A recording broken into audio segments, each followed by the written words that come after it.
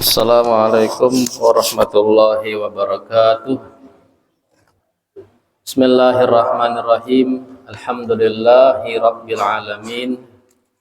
Allahumma salli ala Sayyidina Muhammadin wa alihi wa sahbihi wa sallim.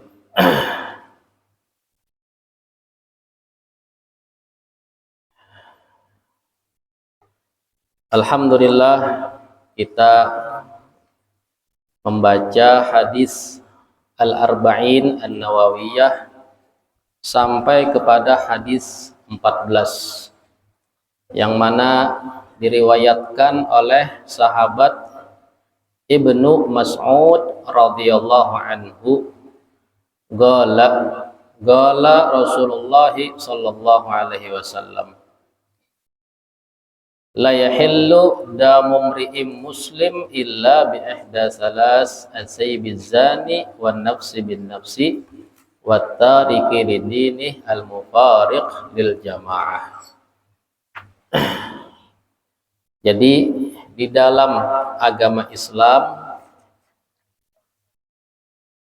tidak boleh kita menumpahkan darah, dalam artian membunuh umat Islam, kecuali tiga perkara. Yang pertama, orang yang sudah punya keluarga, punya istri, atau yang punya suami, atau yang pernah menikah, kemudian dia berbuat zina, maka itu dibolehkan untuk dirajam sampai mati, ya. Sehingga masih pembahasan yang pertama diceritakan bahwasanya sebagian seorang qadi dari Bani Israel itu pergi haji, kemudian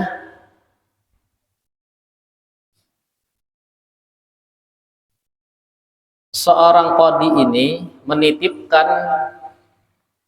istrinya kepada dingsanaknya, tolong jagakan bini aku. Jadi ini iparnya lah, meskipun ipar tetap tidak halal, ya, makanya dikatakan ipar itu adalah kematian. Ini lain film, lain memang hadis. Ya, ada hadisnya tentang ipar itu adalah al-maut. Kenapa? Karena banyaknya di rumah tangga itu, ya, perceraian gara-gara ipar. Kemudian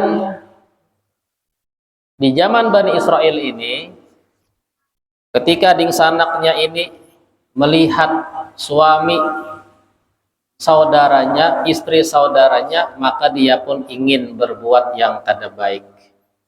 Bahkan dia meminta untuk berbuat, ya, zina. Berkata iparnya ini, ittaqillah wa la takun akhok. Oh, ya, entah ini kakak iparkah, adik iparkah, yang penting dingsanak suaminya. Takutlah engkau kepada Allah, jangan engkau khianati saudaramu. Ini wanita solehah. Maka datanglah iblis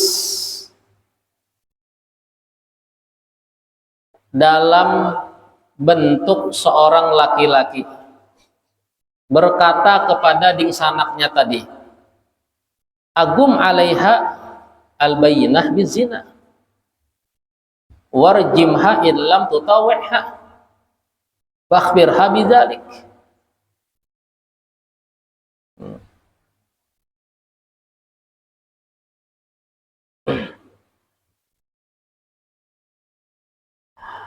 Maka kata setan, namun itu ujarnya, buat saksi palsu. Kalau engkau ini berbuat zina dengannya. Ya.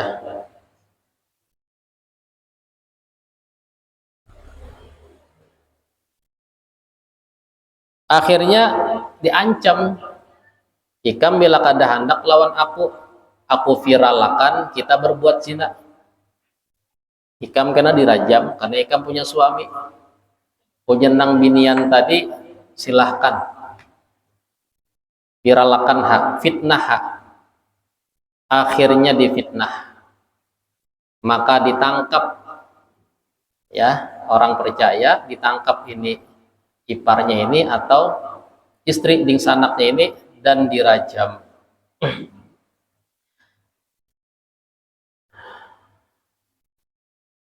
Kemudian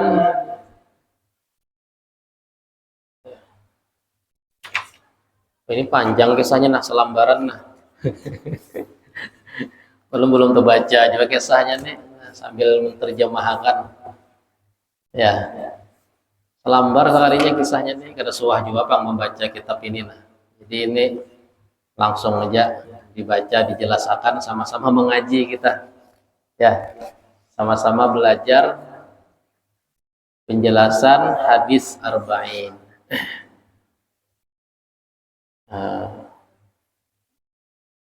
Jadi kada kawan diringkas nih. Nah, kemudian lewatlah seorang pemuda yang bungas di waktu malam. Ketika itu perempuan tadi masih hidup, dirajam, kok masih hidup, belum mati. Maka laki-laki bungas tadi mendengar suara rintihan, masih hidup. Maka dibawanya ke rumahnya. Ya. Dibawa ke rumahnya. Jadi habis dirajam orang kampung, itu ditinggalkan sekalinya masih hidup. Lalu malam-malam itu ada orang bungas, pemuda ganteng lah, dibawanya ke rumahnya.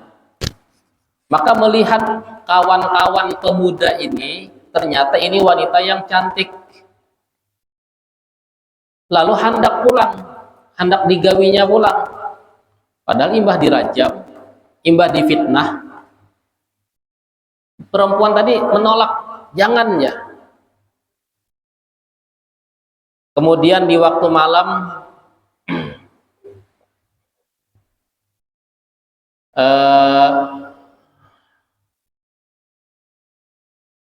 kawan-kawan pemuda tadi ingin membunuhnya, hendak disembelihnya. Ya.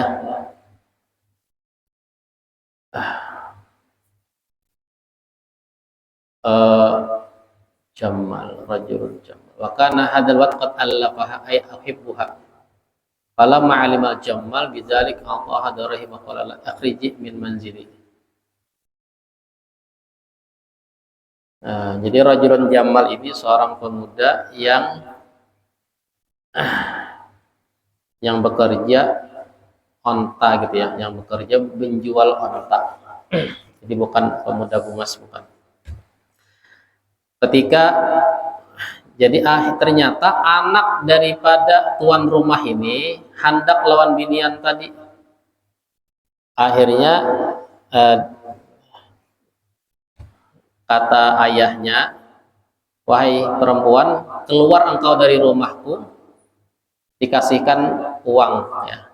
Keluar, karena engkau ini membuat fitnah di rumah ini."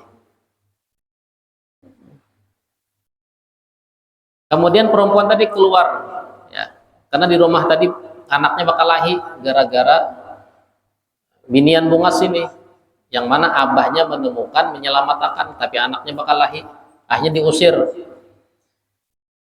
Kemudian melihat perempuan tadi seorang yang kena hutang, terlilit hutang, maka dia bayarkan dengan uang yang diberi orang yang sebelumnya tadi. Lalu kata pemuda tadi, "Saya jadi budak engkau, wahai perempuan." Artinya jadi budaknya, mengabdi kepada dia, karena telah membebaskan hutangnya. Maka perempuan tadi pun berjalan dengan budaknya, ya, yang dia bebaskan hutang, tapi dia mau jadi budak, menyisir daerah laut. Ternyata budak ini hendak pulang lawan binian tadi. Nang binian ini kada hakun menolak. Ujian nang binian, apakah ini balasan engkau ketika aku selamatkan engkau, aku bebaskan hutang engkau, malah engkau menggodaku. Akhirnya ketika budak tadi putus asa, maka budak ini berkata kepada seorang pedagang, difitnahnya lagi, pedagang yang seorang orang kaya di kapal, jadi dia menyeberang kapal. Ujar budak tadi, wahai tuan, saya punya budak perempuan, padahal difitnah. Bungas, saya ingin menjualnya kepada engkau. Kata pedagang kaya tadi, saudagar kaya, mana perlihatkan. Setelah melihat maka dibayar sebanyak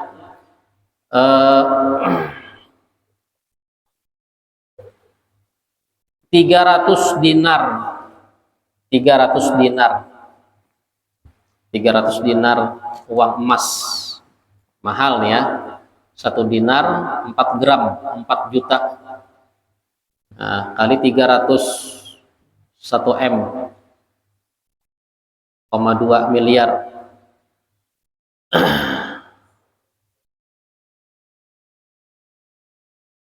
Kemudian dibawalah wanita tadi, dijual budaknya sendiri, dibawa oleh saudagar kaya. Kemudian saudagar kaya tadi, ya, karena dia membeli di waktu malam, hendak pulang. Ujian yang perempuan tadi, ittaqillah, jangan engkau goda saya. Dipukullah wajah saudagar kaya tadi. Nah, jadi perempuan tadi, ya, ini kisahnya pertama digoda ipar, yang kedua digoda orang yang menemukan dia di pinggir jalan, yang ketiga digoda budak, yang keempat digoda oleh saudagar kaya. Semua godaan ini dia tolak. Nah kemudian ketika di kapal itu bersengatan angin di kapal itu sehingga tenggelam kapal tadi, ya, ternyata Allah selamatkan perempuan tadi sampai berada di pesisir pantai. Nah, kemudian perempuan tadi berjalan di pesisir pantai, bertemu dengan raja yang adil, ya, pejabat yang adil, penguasa. Jadi dia pun menceritakan kepada orang yang adil tadi tentang kabarnya. Akhirnya raja ini membangunkan sebuah kubah, sebuah rumah untuk perempuan tadi beribadah. Kenapa? Karena perempuan ini wanita yang solehah. Difitnah sampai dirajam, digoda, dijual, tidak pernah mau, ya, untuk berbuat zina dengan siapapun. Saking amanahnya dengan suaminya yang pergi haji. Akhirnya raja ini kagum, dibangunkanlah sebuah rumah, lalu terkabar di kampung itu seorang wanita dengan kesolehahnya, ya, kesolehannya.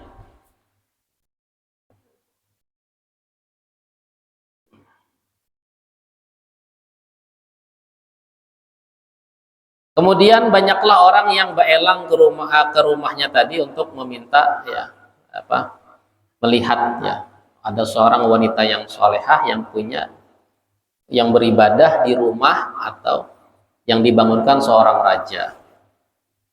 Nah, ketika datang suaminya dari haji bertanya tentang istrinya,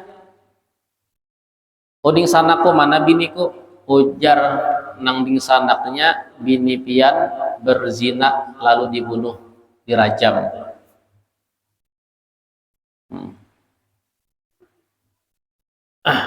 Enggak, ya, ketika dia bertanya tentang istrinya di keluarganya menjawab bahwasanya bini pian berzina lawan ding sanak pian, yang pian titipkan, lalu dirajam, lalu mati. Itu mangkesah di kampung. Lalu dingsanaknya mendatangi dingsanaknya tadi, ternyata dingsanaknya tadi buta matanya. Ya.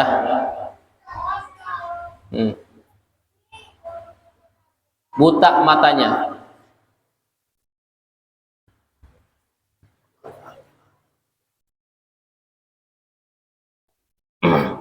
Jadi kenapa?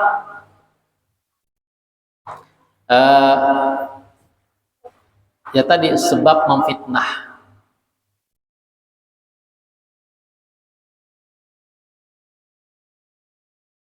Kemudian akhirnya ketika buta, ya, kemudian berkata orang kepada saudaranya, ini saudara engkau ini buta, bawa saudara engkau ini ke seorang wanita yang solehah di seberang sana, minta doa kepadanya. Punya orang kampung tuh di seberang laut situ ada kabar wanita solehah, banyak orang datang antri meminta doa mustajab. Jadi ya, jadi bingsanak ini kena kutuk lah ibaratnya gara-gara memfitnah, buta matanya. Ujanun obati di sana pian ini tuan qadi ai, tuan hakim.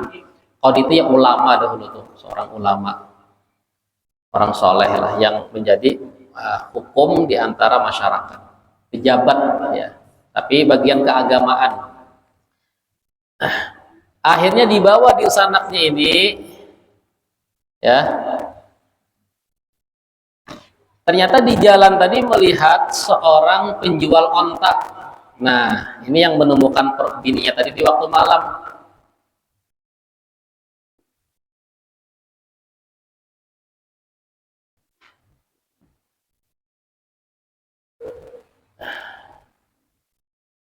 Yang mana dia telah membunuh anaknya sendiri. Jadi anaknya yang menggoda bininya tadi dibunuh oleh abahnya. Jadi kena kutukan juga ini, kena kutukan. Kemudian dia bertemu dengan pedagang, saudagar kaya yang membeli dia. Ternyata pedagang ini dalam keadaan kena penyakit, ya, dalam keadaan banyak penyakit. Di jalan tadi, ya, dingsanaknya yang menemukan dia di waktu malam, ya, enggak, ini anaknya tadi kena penyakit juga, penyakit, dia hendak diobati. Imbah itu pulang pedagang saudagar kaya juga hendak diobati, berataan tulak ke tempat wanita yang dikhabarkan doanya mustajab, berataan tulakan, ya. Tapi di sini tidak ditemukan budak, jadi budaknya itu mungkin tenggelam, ya. Tapi di sini seorang pedagang tadi selamat, ya, padahal juga di kapal. Jadi 3 orang ini ketika sampai ke tempat wanita tadi minta doa, lalu mengenal, oh ini insanakku ini ya.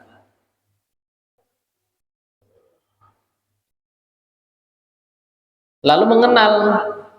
Jadi yang dibawa suaminya ini orang-orang yang memfitnah dia, yang menggoda dia. Ujanang wanita tadi, ya, akhirnya kenal. Nah, ternyata ini wanita ini adalah binian yang bungas tadi, adalah istri daripada, ya, dingsanaknya tadi. Sekali berkenalan itu akhirnya ujanang binian solehah tadi, ya, bila pian ini hendak sembuh beratan dari penyakit, yang buta hendak melihat, yang sakit hendak ampih, maka akui dosa-dosa kalian.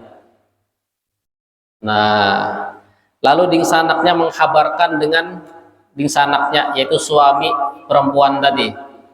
Ujarnya, aku supan lawan ding sanak untuk menyebutkan dosaku di hadapan inya. Ya kan udah tahu masih dikiranya bujur. Nah, ujar ding sanaknya suaminya kada apa-apa pian kesahakan ikam bisa kesahakan aja apa. Lalu dikesahakan, aku asalnya hendak lawan inya, hendak berbuat zina, inya menolak.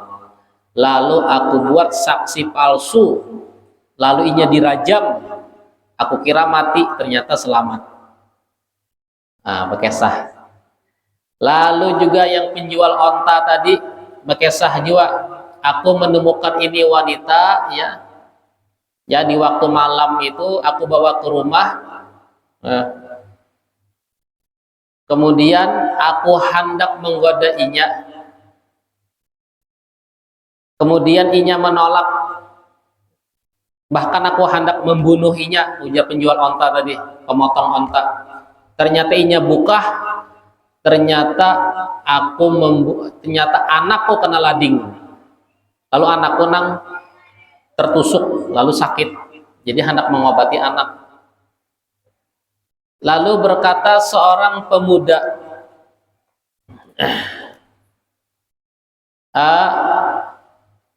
ujarnya, jadi ada juga di budak juga ada, budak juga umpat.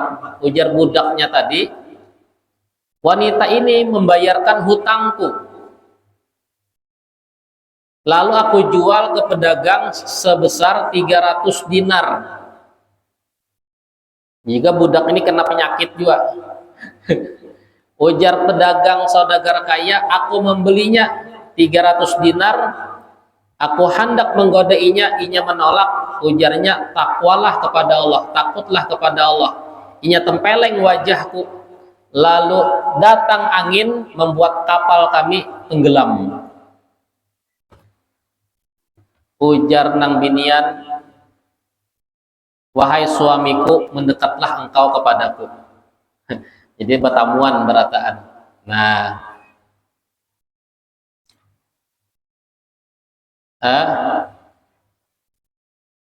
jadi awalnya itu dibalik tirai. Nah, kisahnya ini dibalik tirai, ya. Ini menerjemah nih, ini kadang ada masih bingung lah. Jadi waktu itu dibalik tirai karena tahu suaminya itu bininya ini adalah wanita soleh ini bininya. Nah, ujar nang binian solehah ini, oh, wahai tuan, maju engkau nang maantar orang yang kena penyakit, maju engkau baparak.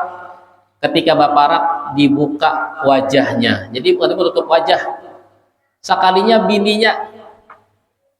Nah, nang tadi itu kada tahu kalau itu binian nang inya goda tadi, wanita solehah tadi. Setelah dibuka, engkau adalah istriku. Iya. Dan sungguh cerita mereka ini, ya, ternyata dia yang dikisahkan di hadapannya. Ujar nang bininya, wahai suamiku, engkau telah mendengar persaksian mereka ini. Siapa kisahnya aku? Awalnya di sana engkau yang memfitnah. Lalu aku dirajam sampai dijual dan seterusnya, ya. Nah, akhirnya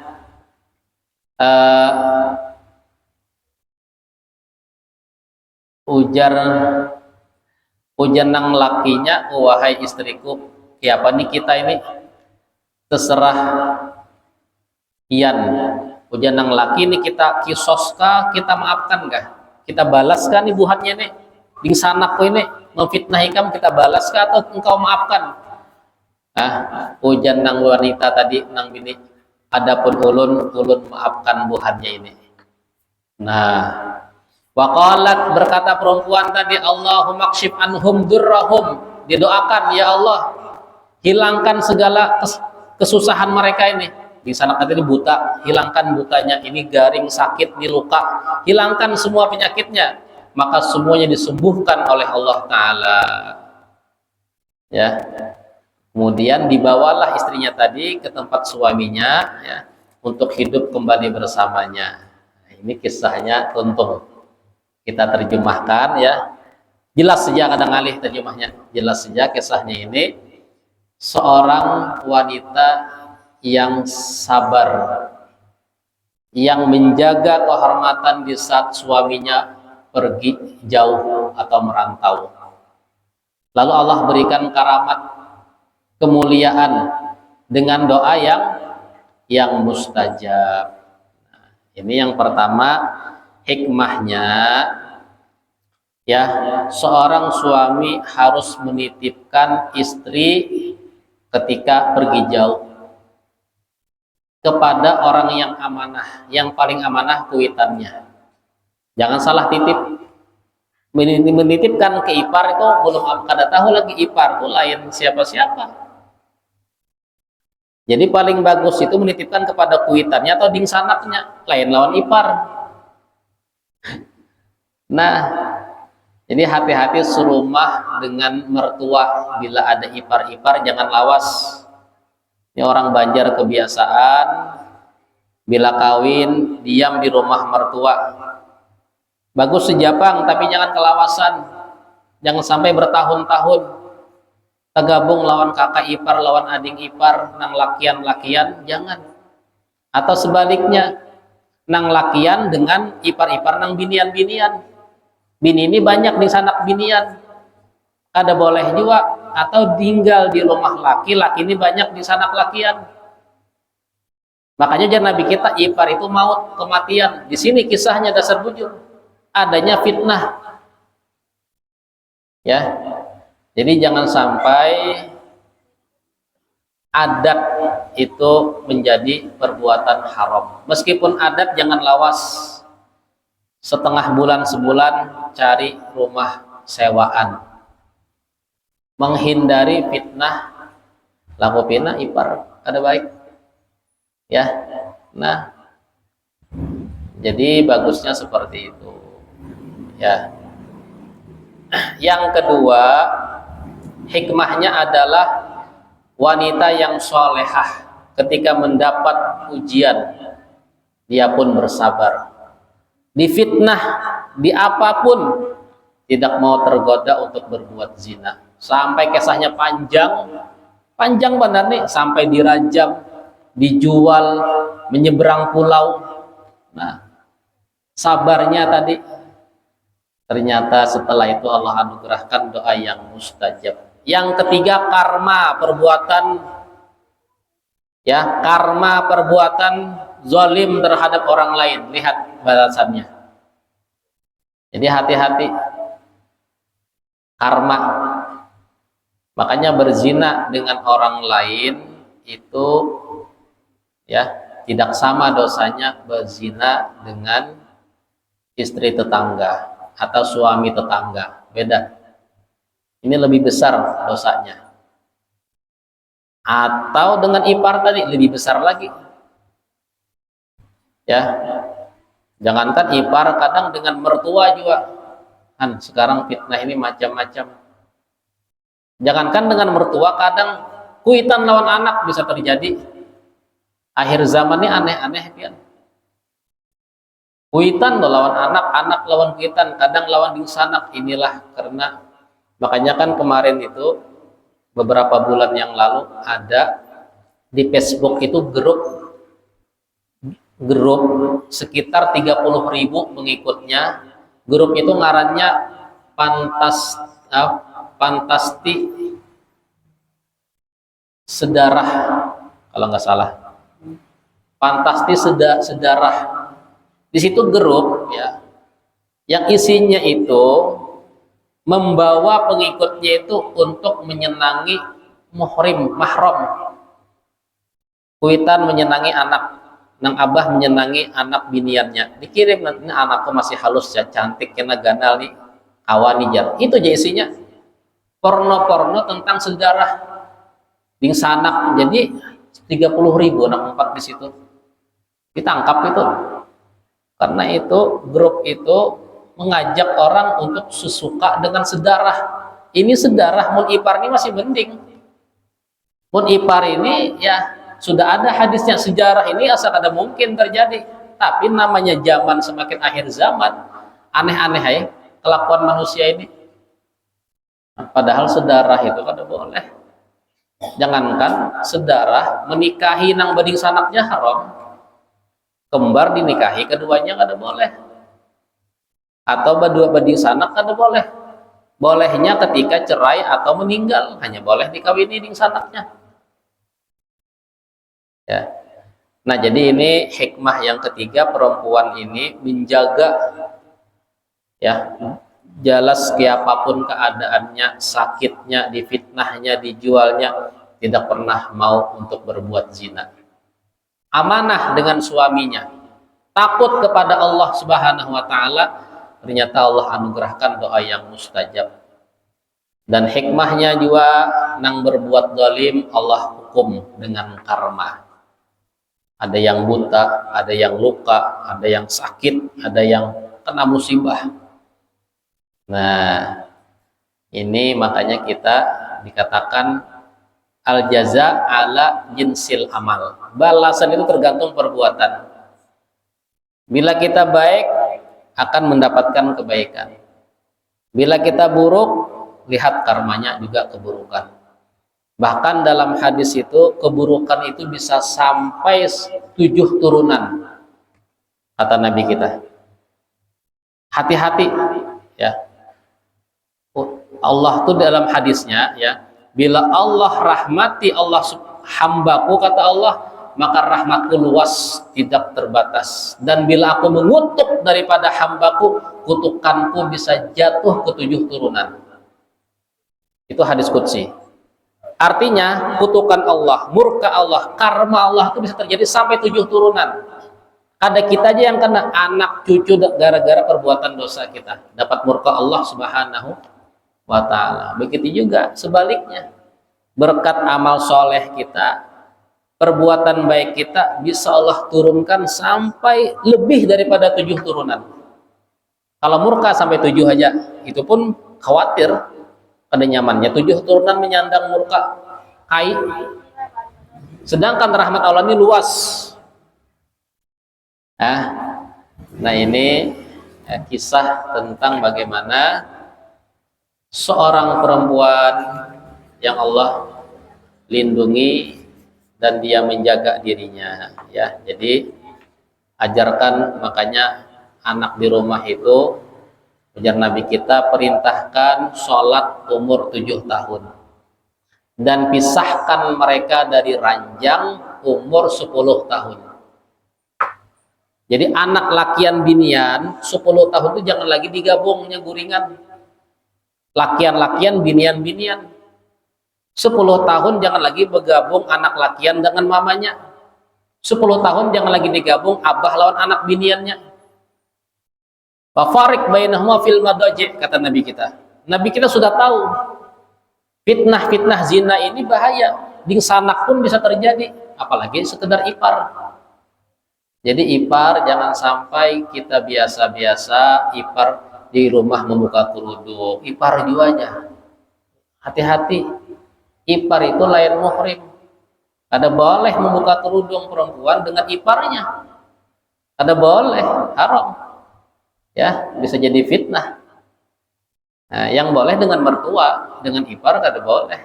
Ya. Nah, ini kisah daripada wanita yang sholat. Mudah-mudahan Allah lindungi keluarga kita, wanita-wanita kita daripada fitnah zina ini. Amin ya rabbal. Rabbana fa'na bima 'allamtana, rabbi 'allimna alladhi yanfa'una, rabbi faqihna wa faqih lana, wa sallallahu ala sayyidina Muhammad wa ala alihi wa sallam. Alhamdulillahi rabbil alamin. Subhanallahi bihamdika asyhadu an la ilaha illa anta astaghfiruka wa atubu ilaik. Assalamualaikum warahmatullahi wabarakatuh.